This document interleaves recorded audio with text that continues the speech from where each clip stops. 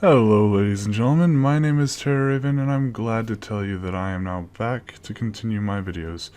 Tonight is the beginning of a series of stories that I have found. The link will be down in the description below. It's your classic tale of one-sided love turned stalker. I hope you all enjoy.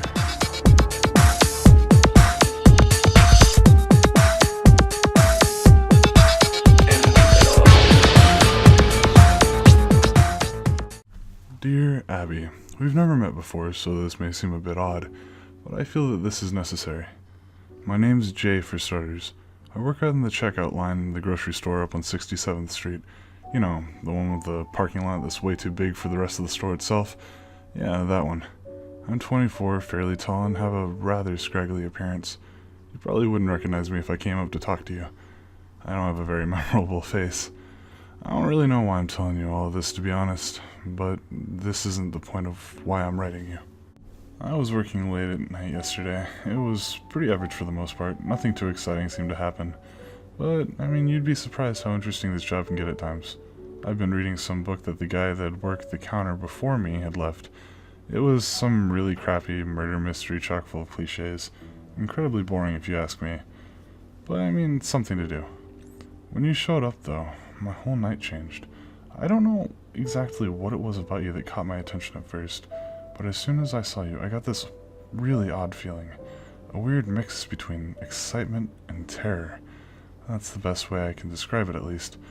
I saw you walk into my line, and I quickly composed myself. I'd been slouching down in my chair for a while since, and I rarely ever got anyone to come into my line. It was only when you got closer that I had realized what about you had caught my attention. You are absolutely beautiful. You walked up and said, "Hey," and handed me your cart. I could tell by the way that you were talking and the way that you looked, you were very sleep deprived, though this wasn't very surprising considering how late it was. After a second or two of awkward silence, I realized that you greeted me. I suddenly forced out a hi in response. I cursed myself out mentally for that one. I sat there for a second, trying to focus. "What's your name?" I said. It's only later that I realized how odd this must have seemed. What kind of grocery bag guy asks what someone's name is? I'm glad I did, though. I remember you said you were named Abigail, but that you like to go by Abby for short. Abby. It seemed to fit so perfectly. The name seemed to roll off the tongue as I said it back to myself silently. It was like sweet honey. It just felt good as I said it. You seemed to be perplexed when I looked back at you, and I wondered if I did something wrong to upset you. "Shouldn't you be packing those?" you said as you pointed to your groceries.